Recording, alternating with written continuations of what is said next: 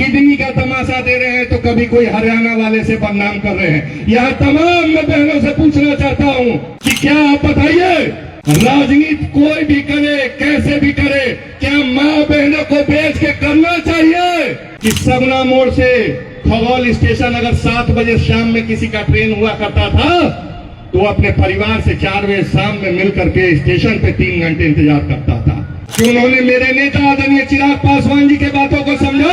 जब दानापुर में होने लगी एनडीए कार्यकर्ता सम्मेलन, तब बीच मंच पर गरजने लगे एलजेपीआर के शेर वेद पांडे। नमस्कार, आप देख रहे हैं देशवा न्यूज, आपके साथ मैं हूं राजनंदिनी। बिहार चुनाव अपने मुहाने पर है, गिन चुनकर कुछ ही दिन रह गए हैं बिहार चुनाव में। अब वैसे में आपको बताएं तो वेद पांडे जो कि युवा प्रकोष्ठ के नेता हैं एलजेपीआर में, अब बड़ी जिम्मेदारी युवाओं के कंधों पर ही है। कहा तो ये भी जाता है कि युवा ही आगे देश को संभालेंगे, राज्य को संभालेंगे। अब ऐसे में आपको बताएं तो कल एनडीए कार्यकर्ता सम्मेलन जो है वो दानापुर में हुआ। दानापुर जो कि रीतलाल यादव का गढ़ बताया जाता है, क्षेत्र में बताया जाता है। पिछले बार से रीतलाल यादव जो है वो जीतते आ रहे हैं, लेकिन फिलहाल रीतलाल यादव भागलपुर के सेंट्रल जेल में है। अब ऐसे में चुनाव से पहले वो निकल पाएंगे या नहीं, ये कहना बेहद मुश्किल है। लेकिन एनडीए थमने का नाम नहीं ले रही है, उस जगह पर भी जारी है जहां के विधायक जेल में है। अब इसी कड़ी में कल रीतलाल यादव उनके विधानसभा क्षेत्र में एनडीए कार्यकर्ता सम्मेलन हुई। वहां पर किस तरीके से गरज रहे हैं, बरस रहे हैं चिराग पासवान के छोटे भाई कहे जाते हैं वेद पांडे, वो हम आपको सुनवाते हैं। जय श्री राम। आज मेरे जन्मभूमि और कर्मभूमि दानापुर विधानसभा में एनडीए के कार्यकर्ता सम्मेलन में एनडीए के तमाम कार्यकर्ताओं का मैं हार्दिक अभिनंदन करता हूं, स्वागत करता हूं। साथियों, सबसे पहला हमने नारा दिया था कि सियावर रामचंद्र की जय हो। नवरात्र का समय है, एक जीत उत्तर प्रदेश के अयोध्या में हुआ। जिस तारीख को हमने सुनिश्चित किया था आदरणीय हमारे प्रधानमंत्री नरेंद्र मोदी जी ने, उसी तारीख में वहां सबसे बड़ा अयोध्या में अगर मंदिर बना राम जी का तो वो अयोध्या में बना। और अभी हाल फिलहाल में आप लोगों को मालूम होगा कि मां जानकी के मंदिर का शिलान्यास किया गया देश के यशस्वी गृह मंत्री माननीय अमित शाह जी और बिहार के लोकप्रिय मुख्यमंत्री माननीय नीतीश कुमार जी के द्वारा। और साथियों, सोचिए, एक तरफ जहां इस नवरात्र में हम मां बहनों का पूजा कर रहे हैं, मां जानकी के मंदिर का शिलान्यास कर रहे हैं, भव्य मंदिर की बनाने की बात कर रहे हैं, वहीं यहाँ के कुछ लोग हैं जो अपने घर में बहनों का सत्यानाश कर रहे हैं, उनको बदनाम कर रहे हैं ओछी राजनीति के लिए। कभी किडनी का तमाशा दे रहे हैं तो कभी कोई हरियाणा वाले से बदनाम कर रहे हैं। यहाँ तमाम मैं बहनों से पूछना चाहता हूँ कि क्या आप बताइए, राजनीति कोई भी करे, कैसे भी करे, क्या माँ बहनों को बेच के करना चाहिए? आप लोग महिलाएं चुप क्यों है? बोलिए, करना चाहिए। तो सोच लीजिए, जो लोग सत्ता के लिए अपने मां बहन को बेइज्जत कर रहे हैं, वो आगामी अगर सत्ता में बैठ जाएंगे तो हम लोगों का और आप लोगों का हश्र क्या होगा? जहां एक तरफ एनडीए सरकार माननीय मुख्यमंत्री नीतीश कुमार जी महिलाओं के सम्मान में, उनके आरक्षण के लिए एक लंबी लड़ाई लड़ी और उन्हीं का देन है, चाहे वो मुखिया का चुनाव हो, जिला परिषद का चुनाव हो, जिला परिषद के अध्यक्ष का चुनाव हो। आज हिंदुस्तान में बिहार सबसे बड़ा एक राज्य है जहां बड़े पैमाने पे महिलाओं को बैठने का अधिकार दिया है नीतीश कुमार जी ने। ये देन है नीतीश कुमार जी का। साथियों, समय कम है, समय का अभाव है, बोलने के लिए लगातार यहाँ हमारे वरिष्ठ नेता इंतजार कर रहे हैं, लेकिन वो समय भी याद रखिएगा, 2020 का कोरोना काल। मुझे फक्र है अपने अभिभावक श्रद्धेय रामविलास पासवान जी पर, जब पूरा विश्व, पूरा दुनिया कोरोना महामारी से गुजर रहा था, तो यहाँ उन्हीं के मित्र स्वरूप हमारे अभिभावक रविशंकर प्रसाद सिन्हा जी बैठे हुए हैं।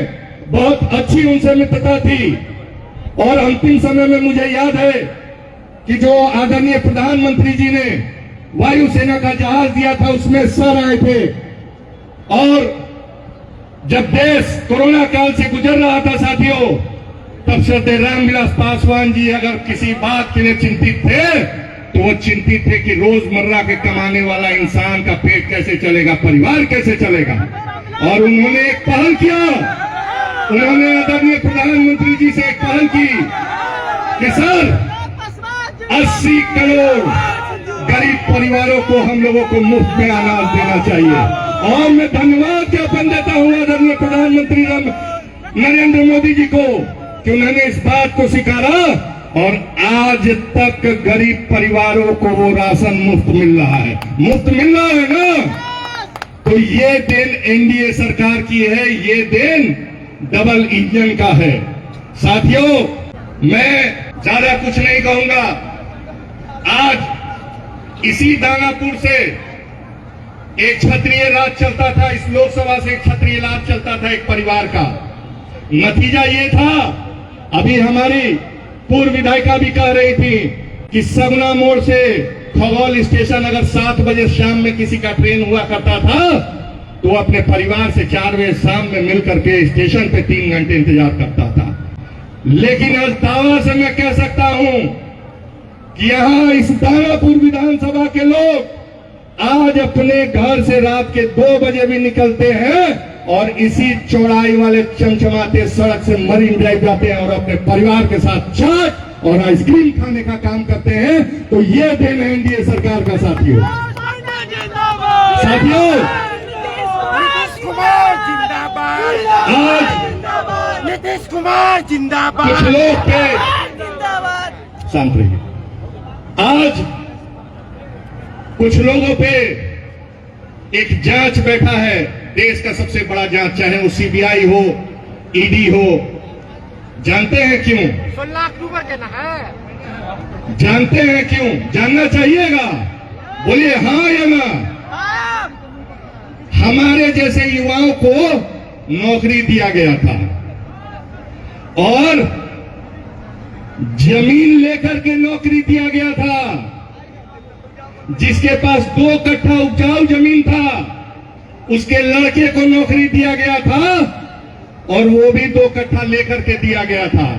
और एक तरफ हमारी एनडीए सरकार है, डबल इंजन की सरकार, जहां 10 लाख युवाओं को नौकरी दिया गया और 48.5 लाख युवाओं को रोजगार दिया गया। तो किसको पसंद करिएगा? जो बिना जमीन लिए हुए नौकरी दे रहा है उस एनडीए सरकार को, या उन घोटालेबाजों को जो आपसे 2-2 कट्ठा जमीन लेकर के नौकरी देने का काम किया? किसको अदा करिएगा? एनडीए सरकार को ना। तो साथियों, युवा के प्रदेश अध्यक्ष होने के नाते अंतिम एक बात आप लोगों से साझा करना चाहता हूं। मैं शुक्रगुजार हूं अपने नेता, अपने पार्टी के राष्ट्रीय अध्यक्ष आदरणीय चिराग पासवान जी का, कि उन्होंने सड़क से लेकर के सदन तक बिहारी फर्स्ट विजन के माध्यम से एक बड़ी मांग की थी कि बिहार में बहुत जल्द एक युवा आयोग का गठन हो। हम लोग जैसे युवा अपनी बातों को कहां रखें ये समझ में नहीं आ रहा था। और आज मैं धन्यवाद देता हूं इस एनडीए सरकार को, माननीय नीतीश कुमार जी को, कि उन्होंने मेरे नेता आदरणीय चिराग पासवान जी के बातों को समझा और युवाओं के पक्ष में बिहार में युवा आयोग गठन करने का काम किया। साथियों, ये सबसे बड़ा मुद्दा होगा इस चुनाव का। आधी आबादी से भी ज्यादा इस बार अगर कोई वोट करने जा रहा है तो वो बिहार में युवाओं का वोट होने जा रहा है। देखिए हमारे मित्र पवन जी यहाँ दे रहे हैं कि समय का ध्यान दे। चलिए, बात ही लंबी है, अभी और कारवा बढ़ेगा एनडीए का। पुनः एक बार आप लोगों से पूछना चाहूंगा, सिंबल चुनाव चिन्ह कोई भी रहे लेकिन उम्मीदवार एनडीए का होगा, परचम लहराएगा ना।